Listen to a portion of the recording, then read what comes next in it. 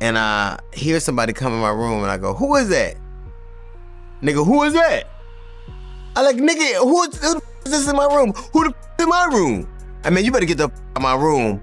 We both go to the door with pistols. At 62, DL Hughley finally broke his silence, not with accusations, but with reflections about the stories, whispers, and buried conversations that fans have been arguing about for years regarding Bernie Mac's final run in Hollywood. For over 16 years, fans online have built entire theories, convinced that the truth about Bernie's last years was hidden behind grief, industry politics, and the kind of silence Hollywood is famous for.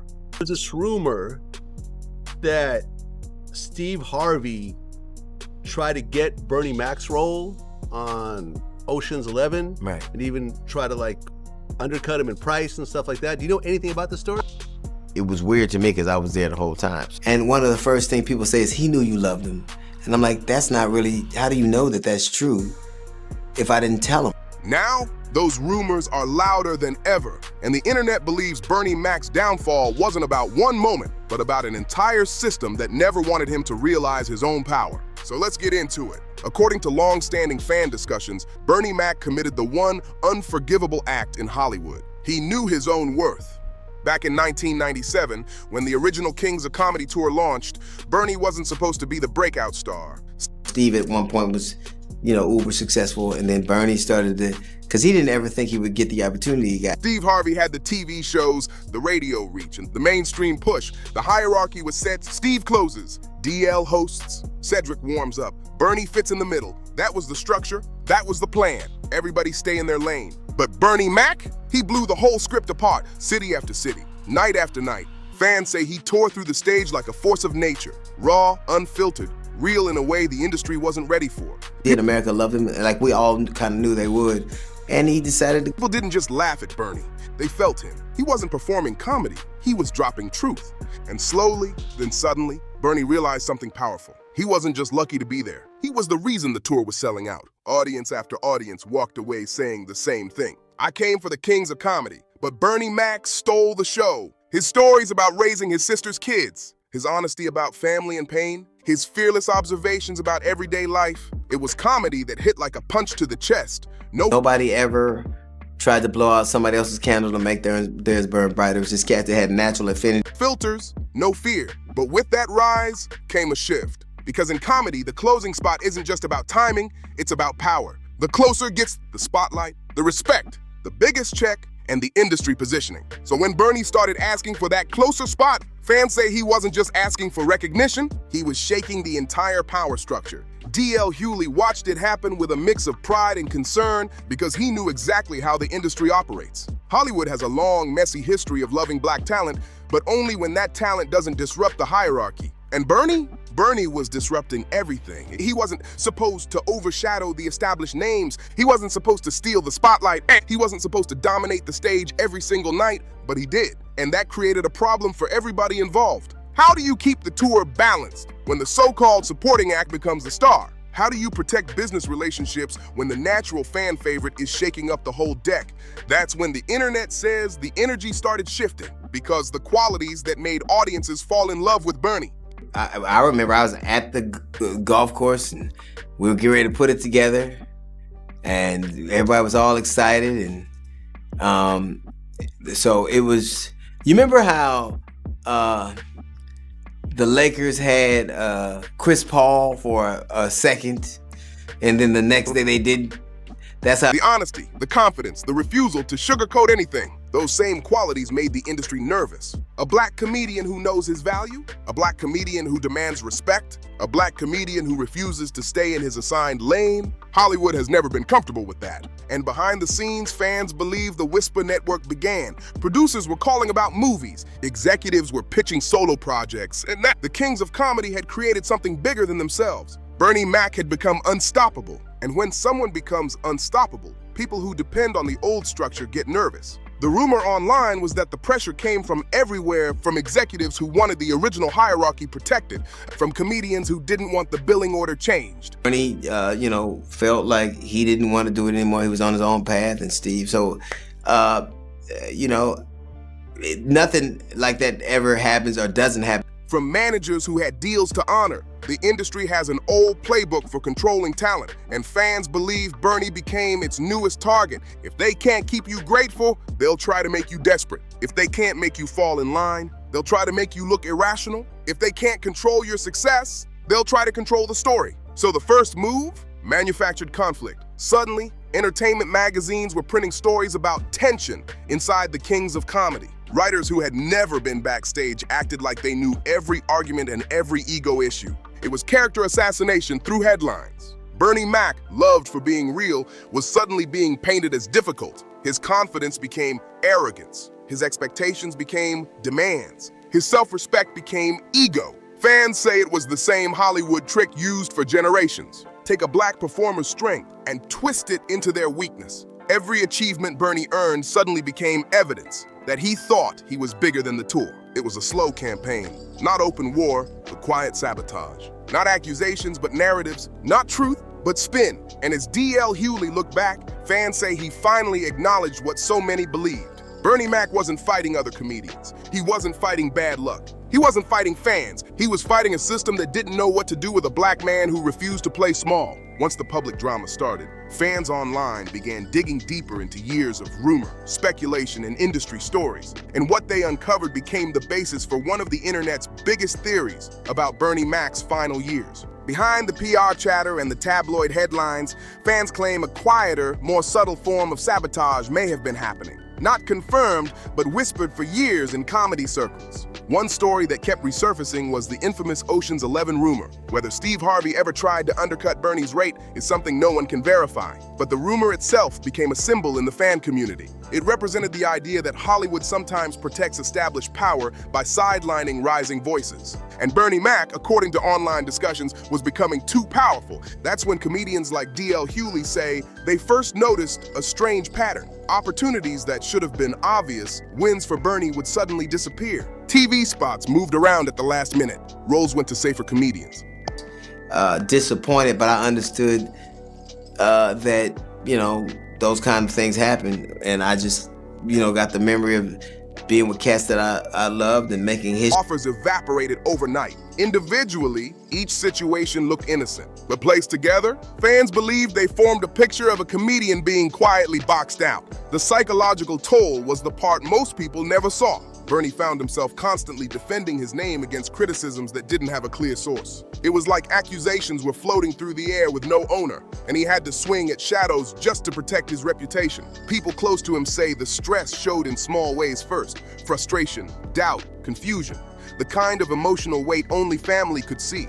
But the most painful part, according to fans, was how isolated Bernie became. Comedians who once hyped him up started keeping their distance, afraid that supporting someone labeled difficult might cost them their own opportunities. Executives who loved his talent didn't want to bet on someone carrying industry baggage, even if the baggage was built on rumors. This isolation didn't just affect his career, it worked on his mind. Fans believe Bernie began second-guessing himself, wondering if he was overreacting, wondering if demanding respect was too much. Gaslighting, whether intentional or accidental, made him doubt the instincts that built his entire career. To DL Hughley, this looked like a textbook case of how Hollywood has historically controlled black talent. Success is allowed as long as it stays inside the lines. Step outside those lines. Demand equal pay, equal billing, equal creative control, and the system responds with quiet pressure, subtle exclusion, and a slow push toward irrelevance. Bernie's crime, according to fans, believing he deserved what white comedians with fewer credentials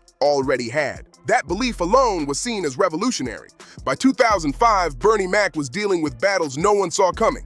His diagnosis of sarcoidosis, a real medical condition, should have brought empathy and support. Instead, the internet speculated that it became another tool used to question his reliability. DL Hughley later said he watched in sadness as Bernie's illness became part of the conversation in all the wrong ways. First thing people say is he knew you loved him. And I'm like, that's not really, how do you know that that's true if I didn't tell him? Not compassion, but concern, excuses, hesitation. Then came the Kings of Comedy reunion talk. Fans say this should have been Bernie's victory lap, a monumental tour that could have shattered every comedy record in the books. Everyone involved was excited. Everyone knew the demand was there. The money would have been historic, but Bernie wasn't the same man from 1997. By then, he had a hit TV show, starring roles in major movies.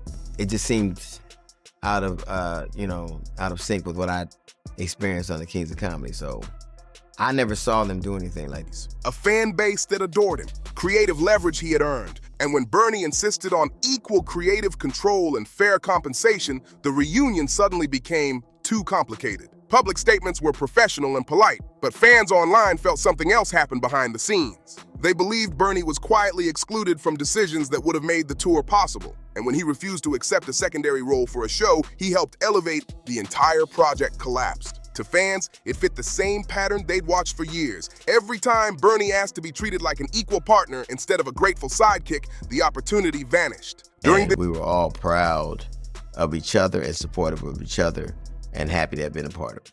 This same period, Bernie's health struggles became another barrier. Insurance companies raised costs, studios hesitated to cast him, producers chose less complicated options. It created a vicious cycle. His health issues fed the industry concerns, and the industry concerns worsened the stress that fed his health. DL Hughley says watching Bernie navigate that time was painful. A man fighting both a disease and a system that didn't always play fair. And the part that breaks fans' hearts the most? The brotherhood of the Kings of Comedy, the bond that once felt unshakable, started cracking under pressure. Not because they didn't love each other, but because industry politics pushed everyone into corners they didn't expect. And we were all proud of each other and supportive of each other and happy to have been a Weeks before Bernie actually passed, a false rumor about his death spread across Hollywood. It was a cruel preview of how disconnected he had become from the people who once cheered him on. When the real news came on August 9th, 2008, pneumonia complications during sarcoidosis treatment, fans say it felt like the industry had already emotionally moved on. Officially, he died from medical causes. But in the eyes of many fans online, Bernie Mac's final years were shaped just as much by heartbreak, exclusion, and stress as by illness. The moment Bernie Mac died, something surreal happened.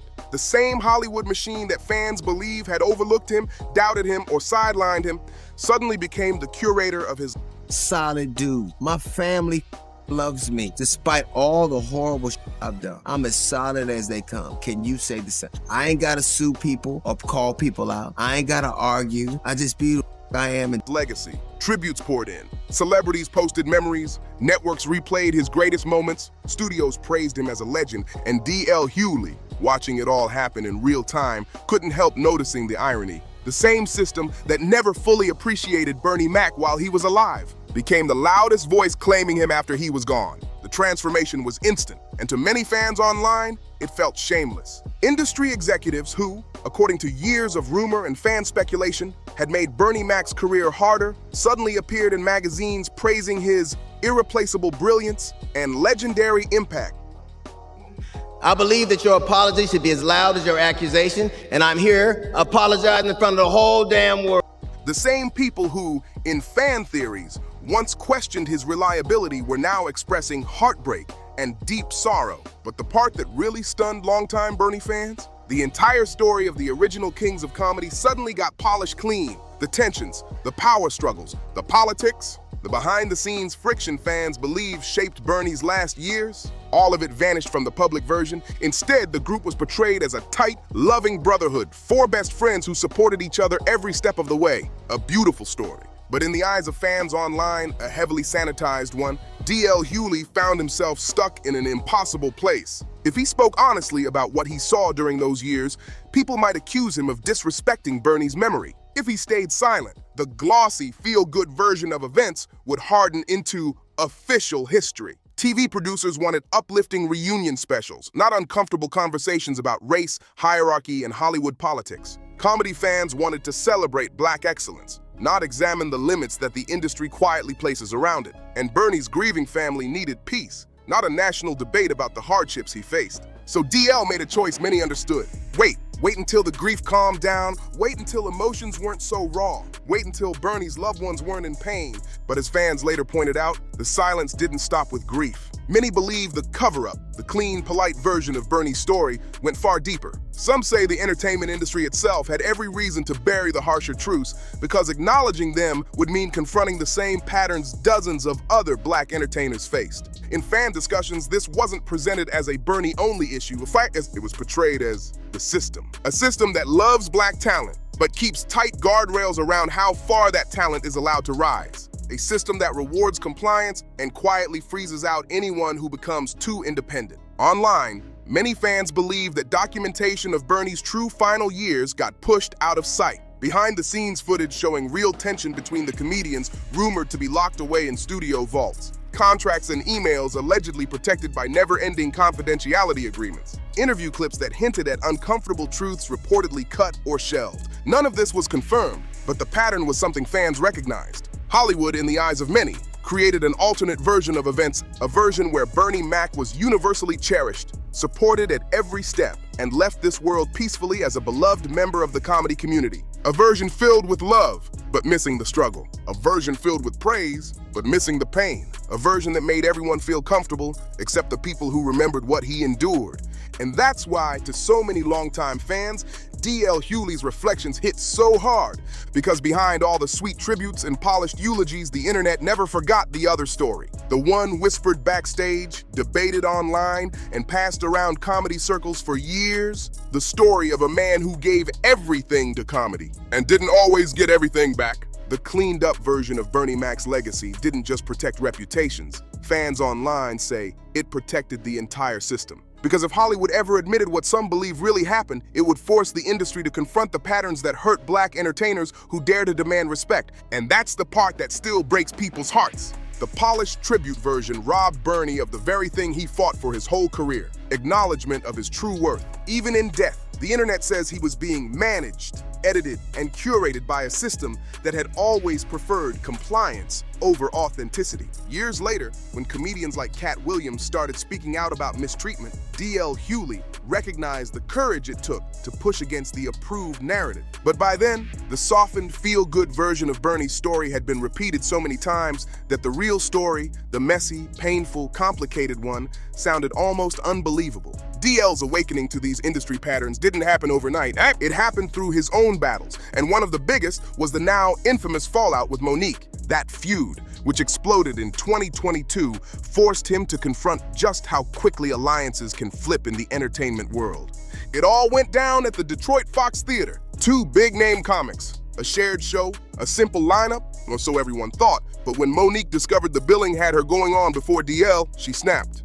And what should have been a basic contract misunderstanding turned into a public firestorm. Monique didn't just question the paperwork, she went for DL's character, bringing up past family trauma and implying he hadn't supported his own daughter's claims years earlier. It was personal, it was cutting, it was public, and to many fans, it echoed the same pattern they'd heard about from Bernie's final years. A black performer demands respect. The situation turns hostile, allies suddenly fall silent, personal attacks start flying, and the performer is labeled difficult. But there was one big difference between Bernie's era and DL's era: the internet. Bernie didn't have Instagram lives. He didn't have Twitter receipts. He didn't have platforms where he could control his own story. DL did. Instead of staying quiet and letting rumors grow, he fired back with documentation, contracts, emails, schedules, everything he needed to defend himself publicly. And his fans say he learned that strategy from watching what happened to Bernie. But even with the receipts, the damage was done. The whisper campaign started instantly, and suddenly, DL felt the same kind of chill he once saw freeze out Bernie.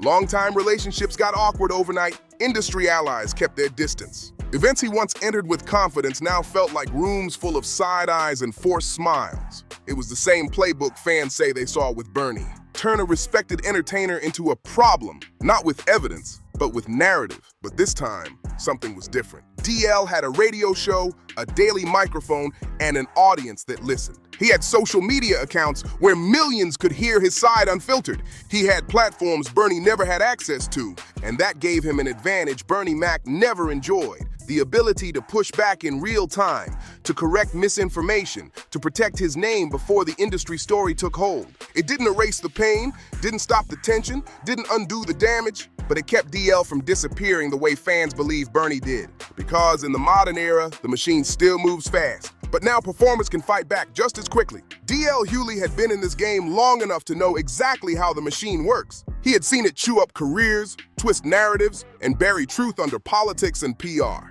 But the deepest lesson came from watching Bernie Mac, a man he loved, get swallowed by the system after staying silent. And DL promised himself he would never make that same mistake. The feud with Monique became more than a headline. To fans online, it turned into a case study of how industry conflicts get weaponized against black performers, regardless of who's right or wrong. Both comedians felt the fallout. Opportunities slowed, networks got cautious, gatekeepers whispered, and Hollywood quietly labeled both too risky, using the feud as justification for excluding them. Then DL made a move that took things to an entirely different level. His decision to step into politics and publicly apologize to Kamala Harris during the 2024 Democratic National Convention became a point of no return for certain parts of the industry and his audience. Standing before thousands, DL admitted he had once criticized Harris based on misinformation, including narratives that unfairly painted her as anti-black. He owned up to it. He corrected himself publicly. He pledged to support her run. But instead of praise, he walked into a firestorm. Critics on social media accused him of selling out. Some said political operatives bought his apology. Others claimed he switched sides for money or relevance. The internet didn't care that he was correcting misinformation. They created new conspiracies to replace the old ones. And the industry noticed. Suddenly, shows in certain markets vanished. Venues cited security concerns or audience discomfort. Long-standing bookings evaporated overnight. To many fans, the pattern looked familiar. The same quiet pressure they believe once pushed Bernie Mac into a corner. Only this time, the tool wasn't comedy politics. It was national politics. But here's where DL's story splits from Bernie's. Bernie had been isolated, cut off, left to navigate false narratives alone. DL had something Bernie never did, a direct line to the people. His radio show, his social media following, his live streams, his interviews, platforms that let him speak for himself without handlers, without gatekeepers, without PR teams cleaning up his words. And while some of the industry stepped away, huge parts of the public stepped toward him. Listeners appreciated the honesty, the flaws, the corrections, the willingness to admit he got things wrong. The same raw authenticity that made executives nervous made regular people trust him even more. And soon DL realized something important. Bernie had been fighting his battles alone. He didn't have digital megaphones, online allies, or audiences ready to defend him instantly. But DL did. That gave him strength and clarity.